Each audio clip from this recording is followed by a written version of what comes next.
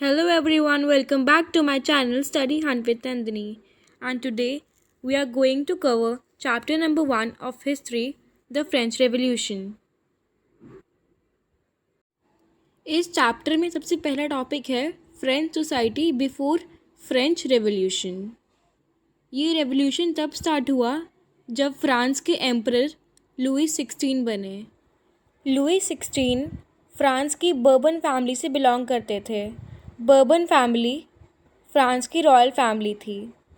Louis 16 के father Lewis de France और mother Mary Joseph थे। 1774 में लुई 16 फ्रांस के एम्परर बन गए थे। लुई 16 की शादी ऑस्ट्रियन प्रिंसेस मैरी एंटोइनेटी से हुई थी। जब अमेरिका की 13 कॉलोनीज़ ब्रिटेन के अंदर थी तब लुई 16 ने अमेरिकन 13 कॉलोनीज़ को इंडिपेंडेंस गेन करने में हेल्प की थी। लुई 16 ने अमेरिकन की 13 कॉलोनीज़ को काफ़ी एम्यूनिशंस दिए थे, जिसके बाद उनका खुद का खजाना ही खाली हो गया था। अपने ट्रेजर को वापस लाने के लिए लुई 16 ने फ्रांस की सोसाइटी को 3 एस्टेट्स में डिवाइड कर दिया था।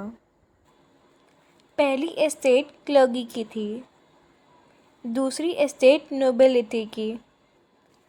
क्लर्गी मामूली काम करने वाले लोग थे और नोबिलिटी के अंदर वो लोग थे जो फ्रांस के किंगडम में नोबल्स थे। लुई 16 ने ये लॉ पास किया कि फ्रांस के जितने भी टैक्स होंगे वो सिर्फ थर्ड एस्टेट के लोग ही भरेंगे। फर्स्ट और सेकंड एस्टेट के लोगों को टैक्स भरने की कोई ज़रूरत नहीं थी। ये लुई 16 ने इसलिए किया था क्योंकि उन्हें पता था कि क्लर्गी और नोबिलिटी के लोग एजुकेटेड हैं और उन्हें अपने राइट्स पता हैं। थर्ड एस्टेट में लोग अनएजुकेटेड हैं, इसलिए वो ईज़िली दबाव में आ सकते हैं। उस लॉ के बाद से सब टैक्स थर्ड एस्टेट ने ही पास किए और ये तो थर्ड एस्टेट के साथ इनइक्वालिटी थी। सोचिए, अगर आप किसी शॉप पर जाते हो एक ब्रेड का पैकेट ख़रीदने के लिए, आपको ब्रेड का पैकेट 30 रुपये में देना पड़ा और आपके पीछे जो आया वो वही पैकेट 15 रुपये में लेके चला गया। तो यहाँ पर तो शॉपकीपर ने कहीं पर भी आपको इक्वली ट्रीट नहीं किया। 1715 से लेकर 1789 तक का ईयर काफ़ी मुश्किल रहा था। इस ईयर में फ़्रांस की पॉपुलेशन अचानक से बढ़ गई थी और अब अगर पॉपुलेशन है तो उन सब के लिए फूड ग्रेन्स भी चाहिए। इतने सारे लोगों के लिए ग्रेन्स कम पड़ गए और फ्रांस में फूड की स्कार्सिटी हो गई थी।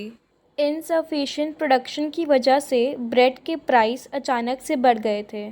फूड के प्राइस तो बढ़ गए थे पर लोगों की सैलरी तो उतनी ही थी।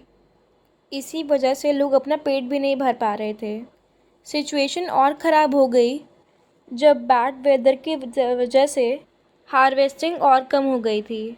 इसीलिए इस कंडीशन ने सबसिस्टेंस क्राइसिस बना लिया था, जहाँ पर लोगों की लाइफ इंडेंजर्ड थी और लोगों ने काफ़ी मुश्किल से सरवाइव किया था।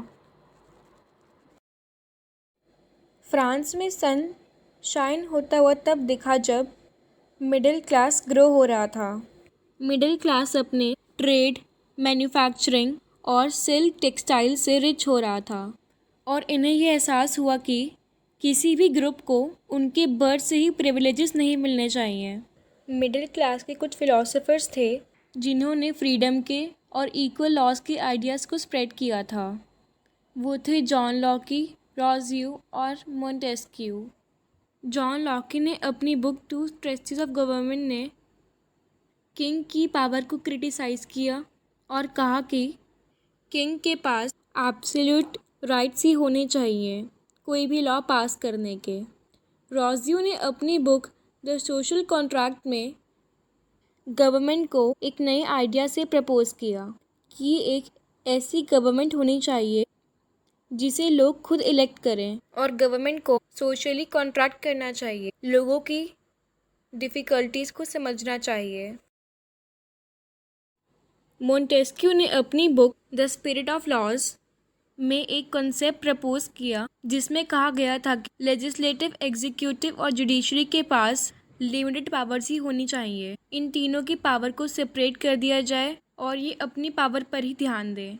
इन फिलोसोफर्स के आइडिया न्यूज़पेपर, मैगजीन सब में डाले जा रहे थे और कॉफ़ी शॉप्स पर भी लाउडली रीड किए जा रहे थे ताकि लोगों को अपनी इंडिपेंडेंस गेन करने का एहसास हो जाए। लोगों को गुस्सा आया जब लुई 16 ने और टैक्सेस थर्ड एस्टेट पे लगाना शुरू कर दिए। इसी वजह से काफ़ी सारे प्रोटेस्ट भी हो रहे थे और गवर्नमेंट को बायकॉट भी किया जा रहा था और लोग समझ गए थे कि किसी को भी अपने बर्थ से ही प्रिविलेजेस नहीं मिलने चाहिए और सब अपने इंडिपेंडेंस के लिए लड़ रहे थे। लुई 16 ने तीनों एस्टेट्स की एक मीटिंग बुलाई। फर्स्ट एक्सटेंशन से 100 लोग आए और सेकंड से भी 100 लोग। थर्ड एस्टेट से जब 200 लोग अंदर जा रहे थे तब नोबल्स ने कहा कि तीनों एस्टेट से इक्वल लोग ही अंदर जाएंगे। अब ये तो जाहिर सी ही बात थी, फर्स्ट और सेकंड एस्टेट से कोई भी पैसे नहीं दे रहा था, इसीलिए वो तो गवर्नमेंट का साइड ही लेंगे कि थर्ड एस्टेट ही सब टैक्स दें। फर्स्ट और सेकंड एस्टेट से मिलकर 200 लोगों ने यही कहा था और थर्ड एस्टेट से सिर्फ 100 लोग ही थे, तो ऑफ कोर्स थर्ड एस्टेट तब हार गया था और उन्होंने इस चीज़ का प्रोटेस्ट किया था। सामने दोनों एस्टेट से 200 लोग हैं तो उनकी एस्टेट से भी 100 लोगों को और बुलाया जाए और उन्होंने कहा कि हर मेंबर के पास एक ही वोट का राइट होना चाहिए। पर किंग ने इस प्रपोजल को रिजेक्ट कर दिया और थर्ड एस्टेट प्रोटेस्ट करते हुए असेंबली से बाहर चला गया। 28 जून 1789 में थर्ड एस्टेट के लोग इंडोर टेनिस कोर्ट में असेंबल हुए जहाँ पर उन्होंने अपने आप को नेशनल असेंबली डिक्लेयर कर दिया था और उन्होंने एक नया कॉन्स्टिट्यूशन डिक्लेयर किया था जहाँ पर मोनार्च की पावर्स लिमिटेड थी। थर्ड एस्टेट को मिरेब्यू और अबेसियस बढ़ावा दे रहे थे। विंटर सीजन में जब हार्वेस्ट पहले से ही इफेक्टेड थी तो ब्रेड के प्राइस दोबारा बढ़ा दिए गए थे। 14 जुलाई 1789 को पूरी क्राउड ने फ्रांस के फोर्ट बेस्टिल को डिस्ट्रॉय कर दिया था क्योंकि एक अफवाह फैल गई थी कि किंग ने अपने कॉप्स को बाकी क्रॉप्स भी डिस्ट्रॉय करने के लिए भेजा है। लोगों ने बेस्टिल को डिस्ट्रॉय कर दिया और उन्होंने वहाँ पे रखे हुए डूस के सब रिकॉर्ड जला दिए और वहाँ से काफ़ी सारे एम्यूनिशन यानी कि हथियार भी ले लिए थे। इसी रिवोल्ट की वजह से काफ़ी सारे नोबल्स भी नेबरिंग कंट्रीज चले गए थे और ये लोगों का पहला रिवोल्ट था अपनी इंडिपेंडेंस के लिए। Rest of the topics will be covered in the next video. If you are watching my video for the first time, do like and subscribe the channel. तब तक के लिए बाय बाय।